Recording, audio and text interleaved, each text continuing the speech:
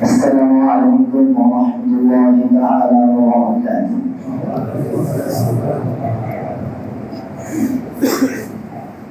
الحمد لله وكفى وسلام على عباده الذين اصطفى. أما بعد فأعوذ بالله من الشيطان الرجيم. بسم الله الرحمن الرحيم.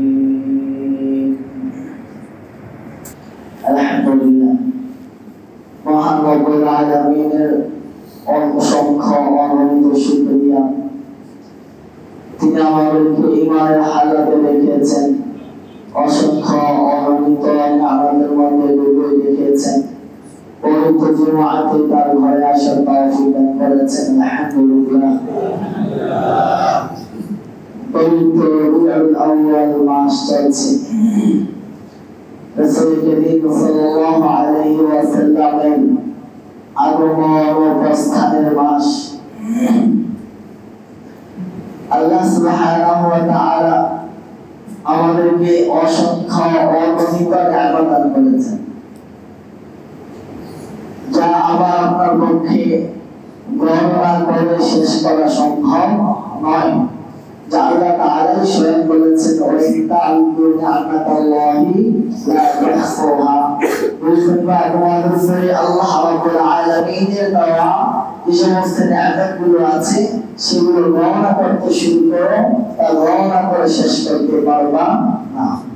তো তার মধ্যে শ্রেষ্ঠতম নিয়ামত হলো যে আল্লাহ তাআলা আমাদেরকে আখিরি নবীর উম্মত বানিয়েছেন। আলহামদুলিল্লাহ। যার মানে আজকে আমরা বলতে পারি শ্রেষ্ঠ নবী, শ্রেষ্ঠ উম্মত। এটা আমার আপনার উপরে আল্লাহ তাআলার কত বড় যে নিয়ামত, যে আল্লাহ নবী তার আমাকে আপনাকে শ্রেষ্ঠ নবী, শ্রেষ্ঠ উম্মত না বানাতে আমার আপনার কিছু করার ছিল না। ছিল বলে ছিল না। আল্লাহ তো শ্রেষ্ঠ নবী, শ্রেষ্ঠ উম্মত বানিয়েছেন। এটা আমার আপনাদের সৌভাগ্যের বিষয়, নিয়ামত।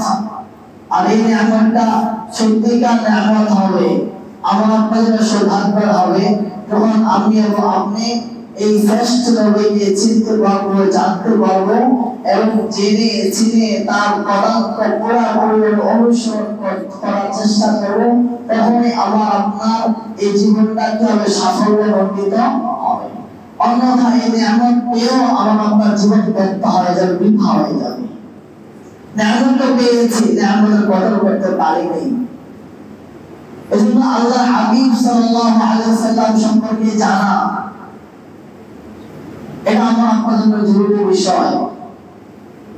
আল্লাহ হাবিব সাল্লাল্লাহু আলাইহি ওয়াসাল্লামের জীবনী যত বিষয় আছে সবগুলো বিষয় নিয়ে আলোচনা করতে গেলে তো সময়ের এত সময় প্রয়োজন। আল্লাহু আকবার। তো আল্লাহ রাব্বুল আলামিন তৌফিক দিলে আমরা ইনশাআল্লাহ কয়েকটি জুমাতে সংক্ষিপ্তভাবে আল্লাহ নবী সাল্লাল্লাহু আলাইহি ওয়াসাল্লাম সম্পর্কে তার জীবনী নিয়ে কিছু আলোচনা করার চেষ্টা করব, তাকে একটু চেনার চেষ্টা করব। তো সমস্ত সিরাত লেখকগণ যারাই আল্লাহ নবীর সিরাত লিখেছেন, সংকলন করেছেন, তার প্রথমে যে বিষয়টা আরো উল্লেখ করেন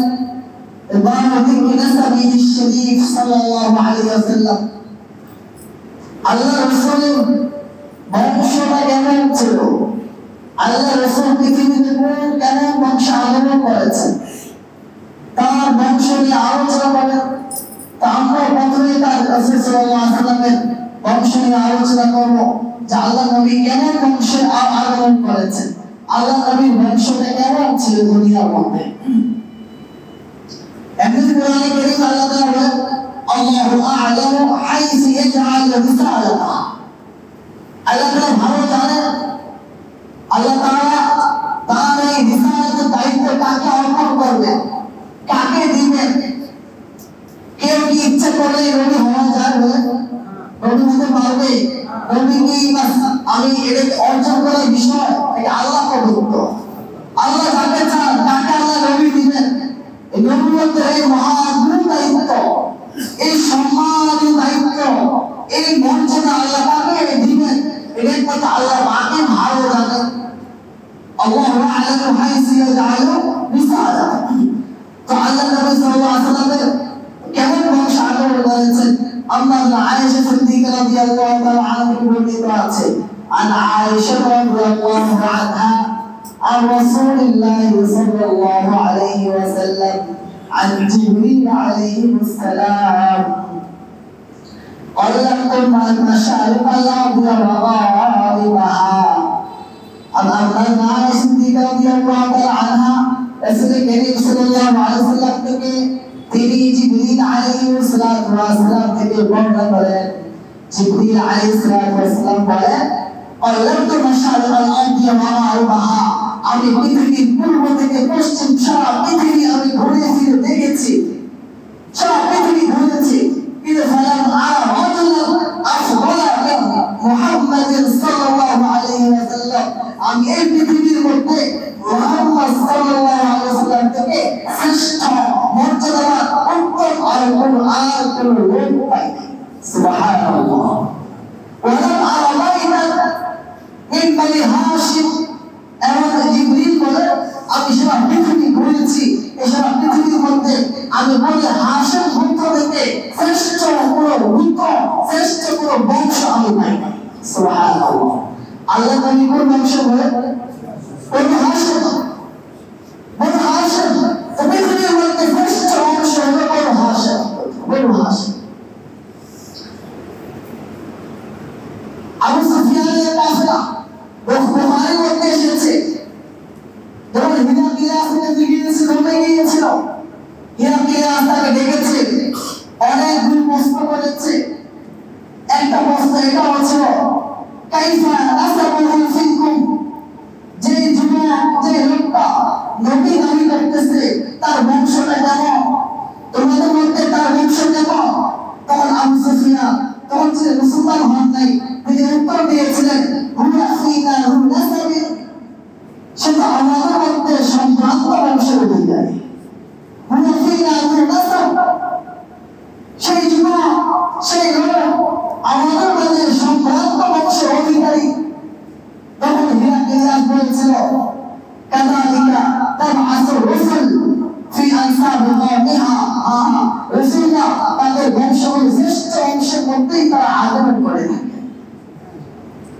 এইভাবে সিরাজ ইবনে হিশামে এক দুর্বল সনদে একটা বর্ণনা এসেছে, সেখানে এসেছে, খাতাবানা রাসূলুল্লাহ সাল্লাল্লাহু আলাইহি ওয়াসাল্লাম আনা মুহাম্মদ ইবনে আব্দুল্লাহ ইবনে আব্দুল মুত্তালিব ইবনে হাশিম ইবনে আব্দ মানাফ ইবনে ওয়াসাই ইবনে কিলাব ইবনে মারওয়াতা ইবনে কা'ব ইবনে লুআই ইবনে মালিক ইবনে ফিহর ইবনে ওয়াল ইবনে ফিহর ইবনে মালিক ইবনে النضر ابن كنانة ابن خزيمة ابن مدركة ابن إلياس ابن مضر ابن نزار وما افترق الناس فرقتين إلا جعلني الله في خيرهما.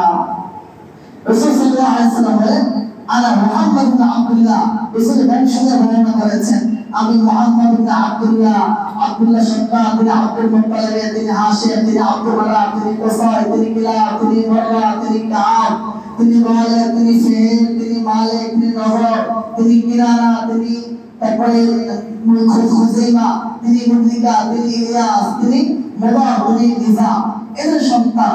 আল্লাহ নবী বলেন, মাফতারাকান নাসু ফিল মাতাই ইল্লা জাআলানি আল্লাহু ফি খায়রিহিমা, যখনই আমার পূর্বপুরুষদের মধ্যে দুটা মুখ্য ভাগ হয়ে গিয়েছে, আল্লাহ তাআলা আমাকে শ্রেষ্ঠ বংশের মধ্যে এনেছেন। ইল্লা জাআলানি আল্লাহু ফি খায়রিহিমা, আল্লাহ বলেন, ফাখরিজতু মিন আবওয়াইয়া ওয়া লাম ইউসিবনি শাইউন মিন সুমিন। আল্লাহ নবী সাল্লাল্লাহু আলাইহি ওয়াসাল্লাম বলেন যে ফাখরিজতু মিন আবওয়াইয়া ওয়া লাম ইউসিবনি শাইউন মিন সুমিল জাহিলিয়া, যে আমি আমার বাবা মায়ের থেকে জন্মগ্রহণ করেছি, কিন্তু আমার যে পূর্বপুরুষরা আছে, আমার পূর্বপুরুষদের মধ্যে কেউ ব্যভিচারী ছিলেন না। আল্লাহ বলেন আমার পূর্বপুরুষদের মধ্যে কেউ ব্যভিচারী ছিলেন না। খরজতু মিন নিকাহি ওয়ালাম আখরুজু মিন সিফাহি। আল্লাহ নবী বলেন আমার পূর্বপুরুষ সময় আমি বিবাহের মাধ্যমে জন্মগ্রহণ করেছি, না জিনার মাধ্যমে কেউ জন্মগ্রহণ করেনি। এরপর থেকে মিল্লাতুল আদম হাত্তা তাহাইতু ইলা আবি ওয়া উম্মি, এটা একটা আদম আলাইহিস সালাম থেকে নিয়ে আমার মা এবং বাবা পর্যন্ত আমার যত পূর্বপুরুষ আছে এর মধ্যে কেউ কখনো জিনায় লিপ্ত হয়নি। সুবহানাল্লাহ। জাহিলি যুগ ছিল, কিন্তু আল্লাহ রাসূলের কোনো পূর্বপুরুষ পর্যন্ত একটা আদম আলাইহিস সালাম পর্যন্ত কেউ কখনো কি ছিলেন না বলে জিনা করেন নাই, জিনা লিপ্ত হন নাই।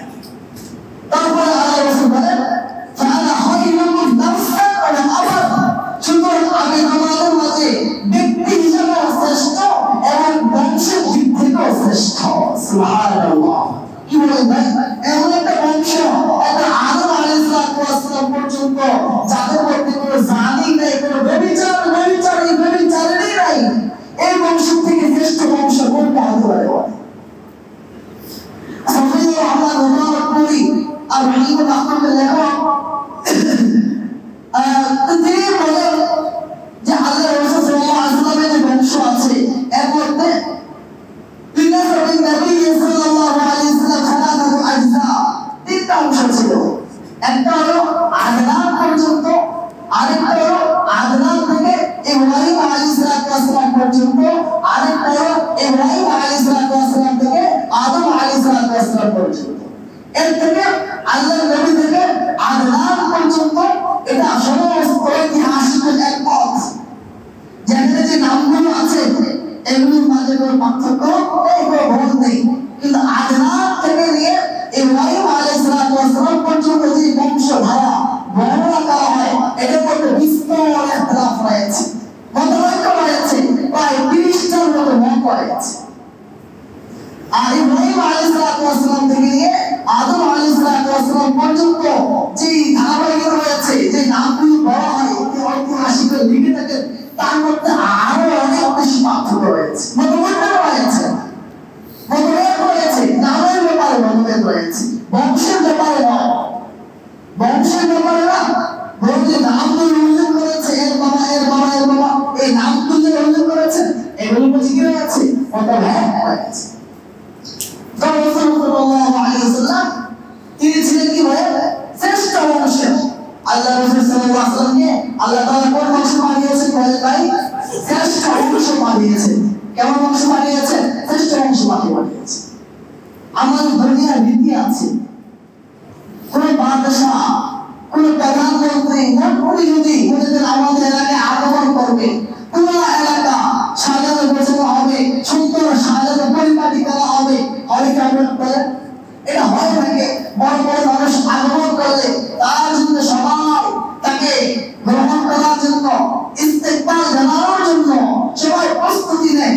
তবে বিশ্ব জাহানের উভয় জাহানের সরদার, পৃথিবী দুনিয়া আখিরাত উভয় জাহানের সরদার মুহাম্মদ আরবি সাল্লাল্লাহু আলাইহি ওয়াসাল্লাম, সাইয়্যিদুল আউওয়ালিন ওয়াল আখিরিন, সাইয়্যিদুল আম্বিয়া ওয়াল মুরসালিন, সমস্ত নবীদের সরদার, সবার সরদার দুনিয়াতে আগমন করবেন। এখানে কোনো প্রস্তুতি কি হবে না? অবশ্যই হবে। মুহাম্মদ ইবনে ইসহাক রাহিমাহুল্লাহ তিনি বর্ণনা করেছেন রাসূল সাল্লাল্লাহু আলাইহি ওয়াসাল্লামের আগমনের 40-50 দিন পূর্ব থেকেই এমন প্রস্তুতি শুরু হয়ে গিয়েছে। রাসূল সাল্লাল্লাহু আলাইহি ওয়াসাল্লামের জন্মের 50 দিন পূর্বে ওই যে আবরাহা বাদশা আক্রমণ করতে এসেছিল, বাইতুল্লাহ ভাঙতে এসেছিল, আল্লাহ তাআলা কি বলেছিলেন? ওই যে ছোট ছোট ঝাঁকে ঝাঁকে পাখি দিয়ে আবাবিল দিন করেছেন, ওই তাদের বাহিনীকে ধ্বংস করে দিয়েছেন। এটা ঘটেছে আল্লাহ রাসূল সাল্লাল্লাহু আলাইহি ওয়াসাল্লামের জন্মের 50 দিন পূর্বে। কয়দিন পূর্বে বলেন? 50 দিন পূর্বে। আর কি জানেন? আর হয়েছে কি আল্লাহ রাসূল সাল্লাল্লাহু আলাইহি ওয়াসাল্লামের জন্মের পূর্বে ইবতাদাসা ইরান কিসরা إيران ومصر وسقطت شرف যে কিসরা পারস্যের যে রাজপ্রাসাদ আছে রাজপ্রাসাদ কেঁপে উঠেছে হঠাৎ কোনো কারণ নেই কারণ ছাড়াই কেঁপে উঠছে রাজপ্রাসাদের 12টা গম্বুজ ভেঙে পড়েছে হঠাৎ কোনো কারণ ছাড়াই কয়টা বলেন ভাই 12টা গম্বুজ ভেঙে পড়েছে অহমদাত নার ফারিস পারস্যের আগুন ছিল আগুন যে আগুনটা 1000 বছর পর্যন্ত জ্বলতেছিল যা কখনো নিভে নাই সে আগুন হঠাৎ করে নিভে গিয়েছে সুবহানাল্লাহ এভাবে বলতেছে এমনি বুহাইরা সাওয়া একটা জরুর ছিল এটা হঠাৎ করে এটা পানি সম্পূর্ণ পানি শুকিয়ে গিয়েছে আবার এক ধর্মযাজক সিরিয়ার এক ধর্মযাজক সে স্বপ্নে দেখেছে স্বপ্নে দেখলো কিছু উট কিছু ঘোড়াকে দৌড়াচ্ছে উটকে দৌড়াচ্ছে বলে উট ঘোড়াকে দৌড়াচ্ছে ঘোড়াগুলো দৌড়াতে দাজলা পার হয়ে সিরিয়ার মধ্যে ঢুকে গিয়েছে এভাবে যখন এই ঘটনা দেখেছো রাজপ্রাসাদের পারস্য সম্রাট সকালবেলা সে ভয় পেয়ে গিয়েছে মনকে প্রবল দিতে চায় কিন্তু না শান্তিটা দিতে পারছে না সফর করতে চায় কিন্তু সফর করতে পারতেছে না তখন সে সবাইকে ডাকলো মন্ত্রী বলতে সবাইকে ডাকলো ডাকার পরে জিজ্ঞেস করলো তারা বললো এটা ধরুন না মানা মাতুবিকম এই তোমরা বলতে পারবা কেন আমি তোমার দিকে ডেকে পাঠিয়েছি কেন জমা করেছি তারা বললো না এই আইয়ুহদিরানি আল মালিক আর বলে যদি আমাদের বাদশা আমাকে বলে তাহলে আমরা জানতে পারবো আমাদের তো জানা নেই কি হয়েছে এরপরে এই যে ঘটনাগুলো ঘটেছে আমি তো এমন দেখেছি তারা প্রথমে আলোচনা করতেছিল যে রাজপ্রাসাদ কেঁপে উঠেছে ওই সময় সংবাদ এসেছে যে আগুন নিভে গিয়েছে ওই বাদশার ভিতরে আরো প্রচুর প্রকট হয়ে গিয়েছে আবার সংবাদ আসলো ওই যে পানি শুকিয়ে গিয়েছে এভাবে বাদশা আরো ভয় পেয়ে গেল আবার ধর্মযাজক সে বলল এই সংকট দেখেছে বাদশা আরো ভয় পেয়ে গেল তখন ওই বাদশা ধর্মযাজককে জিজ্ঞেস করলো কি কারণ হতে পারে তাই কি কারণ হতে পারে ওই ধর্মযাজক বলল আরবের কোন এক উপকণ্ঠে হয়তো কোনো এক ঐতিহাসিক ঘটনা ঘটে গিয়েছে বাস্তবতা কি বলেন তাই কি বলেন মুহাম্মদ সাল্লাল্লাহু আলাইহি ওয়াসাল্লামের জন্ম হয়েছে এটা মেসেজ যে আজকে যে সারা বিশ্ব কুফর এবং তাগুতে ভরপুর আছে মনে আছে না এই কুফর এবং তাগুতকে নিশ্চিত করার জন্য তাওহীদ প্রতিষ্ঠা করার জন্য তাওহীদ ধারণ করা তাওহীদ নিয়ে মুহাম্মদ সাল্লাল্লাহু আলাইহি ওয়াসাল্লামের জন্ম হয়ে গিয়েছে এরপরে দেখেন রাসূল সাল্লাল্লাহু আলাইহি ওয়াসাল্লামের যখন জন্ম হবে মায়ের পেটে এসেছে মুহাম্মদ ইবনে ইসহাক বর্ণনা করেন যে আমরা বিনতে ওয়াহাব রাসূল সাল্লাল্লাহু আলাইহি ওয়াসাল্লামের মা তিনি বর্ণনা করেন যে যখন তিনি রাসূল সাল্লাল্লাহু আলাইহি ওয়াসাল্লামকে গর্ভধারণ করেছেন হামালাত বিরাসূলিল্লাহ সাল্লাল্লাহু আলাইহি ওয়াসাল্লাম আতাত তিনি স্বপ্নে দেখতেন তারপরে তাকে বড় শব্দে বলা হচ্ছে এই দেখো তুমি ইন্নাকি قد حملت سيد هذه الامه ও আমরা তুমি যে গর্ভধারণ করেছো এই বাচ্চাটা হলো এই উম্মতের সরদার সুবহানাল্লাহ سيد هذه الامه এই উম্মতের নেতা এই উম্মতের সরদার এইটা ফাইদা ওয়াকা ইল আরদি যখন এই সন্তান ভূমিষ্ঠ হবে ফাকুলি উঈদু বিল ওয়াহিদ মিন শাররি কুল্লি হাসিদ তুমি বলবে আমি এই বাচ্চাকে যে ভূমিষ্ঠ হবে সমস্ত বিপদ আপদ এবং সমস্ত হিংসা থেকে রক্ষার জন্য আল্লাহর হাতে সুপর্দ করলাম সুম্মা সামিহি মুহাম্মাদান অথবা তার নাম রাখবে মুহাম্মদ সুবহানাল্লাহ সত্যি বলা হচ্ছে কি বলে সত্যি বলা হচ্ছে মুহাম্মদ তার নাম রাখবে মুহাম্মদ সুবহানাল্লাহ দেড় সত্যি বলা হচ্ছে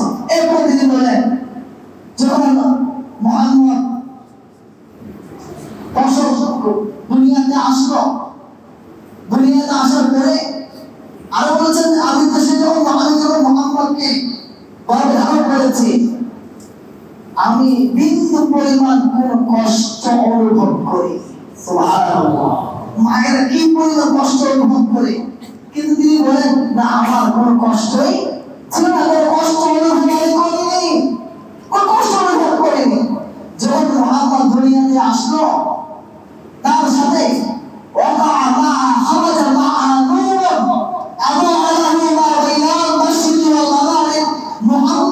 দুনিয়াতে আসলো, মুহাম্মদের সাথে একটা নূর বের হলো, যে নূরের দ্বারা পৃথিবী আলোকিত হয়ে গিয়েছে। সুবহানাল্লাহ। মুহাম্মদ যখন দুনিয়াতে আসলো, ঐতিহাসিক ঘটনা ঘটলো। সে কি করলো? মুহাম্মাদান বাইনা ইয়াদাইহি আখারা খামারা আদরাতা মিনাত তুরাব ওয়া তারাফা ইলা সামা। মুহাম্মদ দুই হাতের উপর ভর করে এক মুষ্টি মাটি নিয়ে আসমানের দিকে তাকিয়ে সে দোয়া করতেছে। সুবহানাল্লাহ। বাচ্চা দুনিয়াতে আসলে কি অবস্থা থাকে, আর মুহাম্মদ সাল্লাল্লাহু আলাইহি ওয়াসাল্লাম তিনি দুনিয়াতে এসেছেন মুহাম্মাদান বাইনা ইয়াদাইহি, দুনিয়াতে এসে দুই হাতে ভর করে এক মুষ্টি মাটি নিয়েছেন, সুবহানাল্লাহ। আল্লাহু আকবার। মুহাম্মদ সাল্লাল্লাহু আলাইহি ওয়াসাল্লাম আরো অনেক অনেক হাদিস ঘটনা আছে। রাসূল সাল্লাল্লাহু আলাইহি ওয়াসাল্লাম আগে এবং রাসূল সাল্লাল্লাহু আলাইহি ওয়াসাল্লাম যে ধারণ করেছেন, বাস রাসূল সাল্লাল্লাহু মা তা কোনো কষ্ট অনুভব করেননি, কোনো কষ্ট অনুভব করেন। এই হলো রাসূল সাল্লাল্লাহু আলাইহি ওয়াসাল্লামের জন্য সম্মানিত। এরপর দেখেন আল্লাহ নবী সাল্লাল্লাহু আলাইহি ওয়াসাল্লাম যে অবস্থায় ছিলেন, আল্লাহ নবী সাল্লাল্লাহু আলাইহি ওয়াসাল্লামের বাবা ইন্তেকাল হয়ে গিয়েছে। ঐতিহাসিক মত হলো আল্লাহ নবী যখন মায়ের গর্ভে, তখন এই বাবা আব্দুল্লাহ ইন্তেকাল হয়ে গিয়েছে। এক বর্ণনা পাওয়া যায় তিনি কুরাইশ কাফেলার সাথে সিরিয়া গিয়েছিলেন। সিরিয়া থেকে কাজ শেষ করে মদিনায় আসার পর তিনি অসুস্থ হয়ে যান। অসুস্থ হয়ে যাওয়ার পরে তখন তাকে আদি ইবনে নাজ্জা গোত্র যে আত্মীয় তাদের কাছে রেখে আসা হয়। এক মাস থাকার পরে তিনি ইন্তেকাল হয়ে যায়, তখন মদিনায় তাকে দাফন করা হয়। এদিকে কাফেলা যখন মক্কায় ফিরে আসে, আব্দুল মুত্তালিব জিজ্ঞেস করে যে আব্দুল্লাহর খবর কি? তারা বলে যে আব্দুল্লাহ অসুস্থ হয়ে গিয়েছে, মদিনায় রেখে এসেছে। তখন আব্দুল মুত্তালিব তার বড় সন্তান হারিসকে মদিনায় পাঠায় আব্দুল্লাহ সন্তান নেওয়ার জন্য। হারিস মদিনায় গিয়ে জানতে পারে তিনি অসুস্থ, ইন্তেকাল করেছেন। হারিস মক্কায় এসে বাবাকে আব্দুল মুত্তালিবকে বলে আব্দুল্লাহ ইন্তেকাল করেছেন। তো আব্দুল মুত্তালিব এবং তার সমস্ত ভাইয়েরা অনেক শোকাহত হয়ে গেছে। এদিকে রাসূল সাল্লাল্লাহু আলাইহি ওয়াসাল্লাম তো মায়ের পেটে। ইয়া আল্লাহ। এরপরে আরবের ওই সময় নিয়ম ছিল, কোন বাচ্চা সন্তান জন্মগ্রহণ করলে তারা গ্রামের দিকে পাঠিয়ে দিত বিশুদ্ধ আরবি চর্চার জন্য এবং উৎপাদন করার জন্য।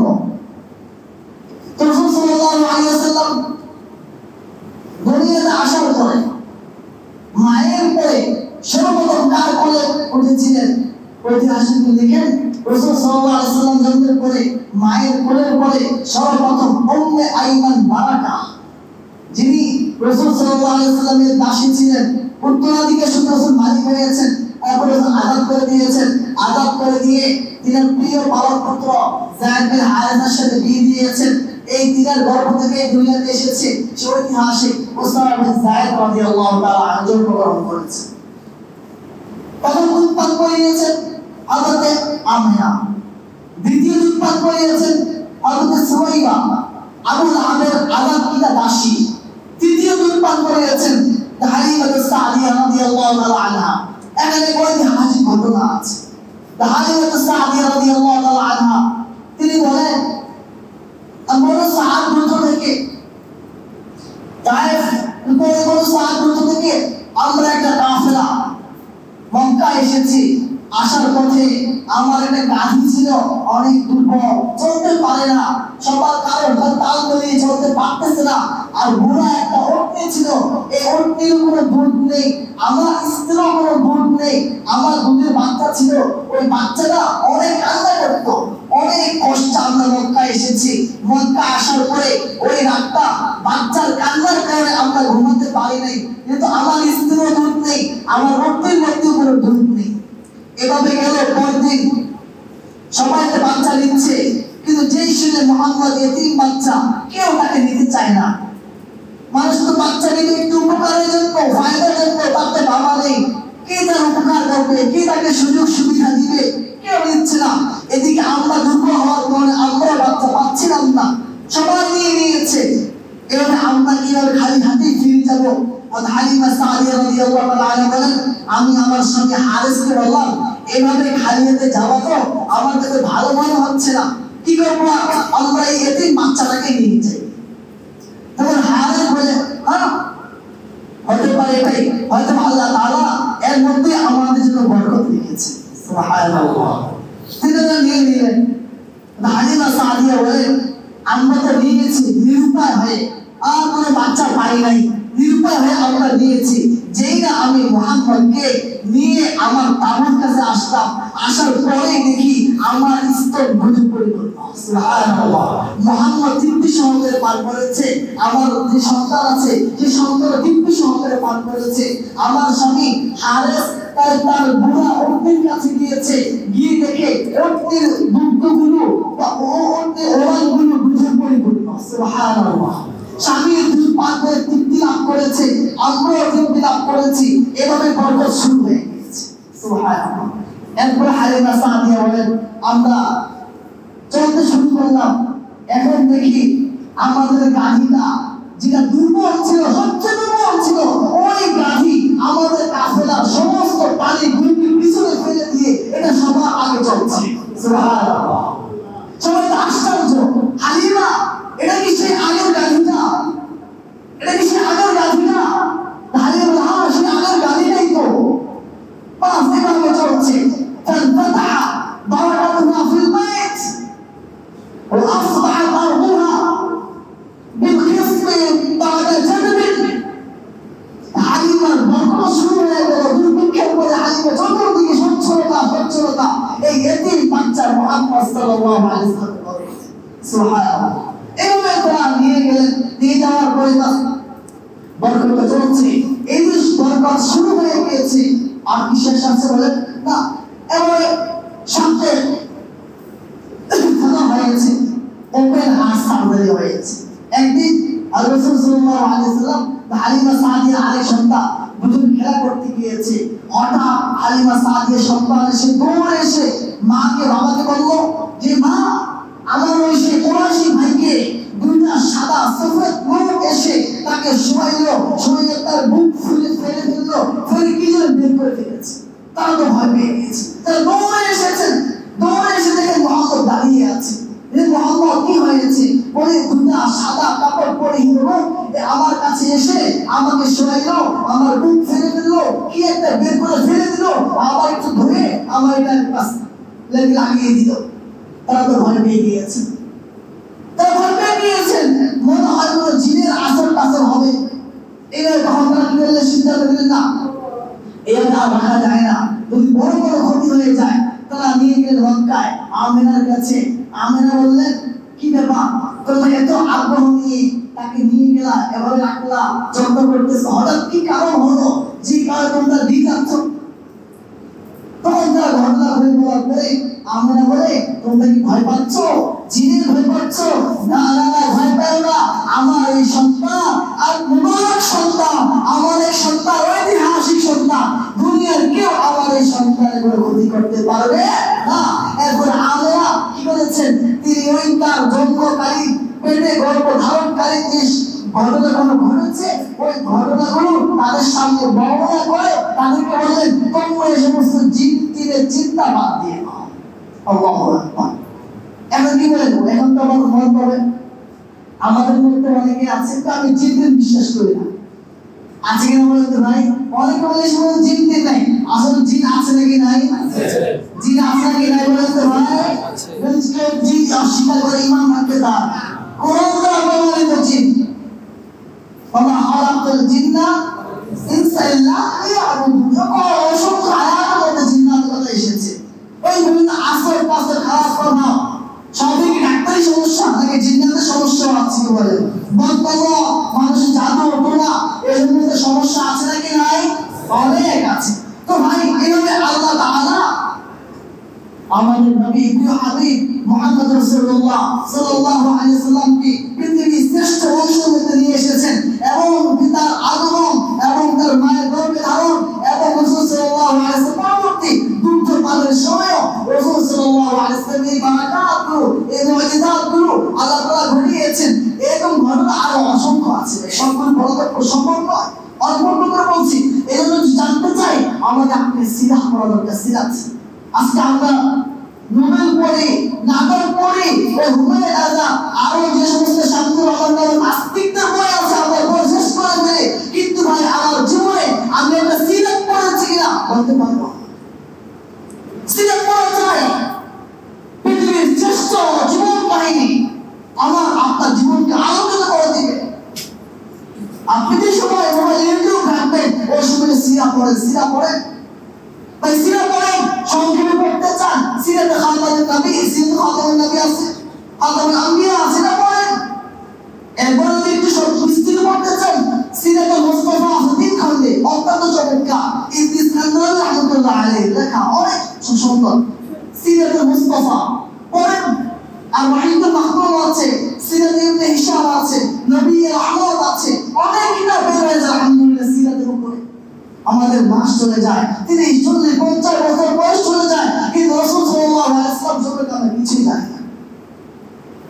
এটা আমাদের দুর্ভাগ্য, ব্যর্থতা, বৃথা আমার জীবন ব্যর্থ, জীবনের বড় ব্যর্থতা এটা। এই জন্য আমরা নিয়ত করি ভাই, কি বলেন ভাই, নিয়ত করতে ইনশাআল্লাহ। যুবক ভাইরা যারা বিশেষ করে যুবক ভাইরা আমরা নিয়ত করি যে অবশ্যই আমি নিয়ত করে আজকে থেকে একটা সিরাত পড়বই, একটা দুনিয়ার খবর একটা ধারাবাহিক ভাবে আমরা সিরাত পড়বই। যেটা পড়তে না পারি আপনার ইউটিউবের মধ্যে বিভিন্ন সিরাত নিয়ে বিভিন্ন ছবি পড়েন, দেই নফস মিডিয়া কে আছে সিরাতের উপরে অনেক চমৎকার, দেই নফস মিডিয়া ইউটিউবে শুনেন, সিরাত শুনেন, ভাষায় শুনেন ভাই। এর চেয়ে বড় ইবাদত আর কি আছে বলে জীবন আলোকিত হবে। আল্লাহ আমাদেরকে প্রত্যেকের বিষয় আমল করার তৌফিক দান করুন। আল্লাহ তাআলা আমাদের সকলকে আমলে পৌঁছানো বা আমল করার তৌফিক দান করুন। আমিন। ওয়া আখিরু দাওয়ানা আলহামদুলিল্লাহি রাব্বিল আলামিন।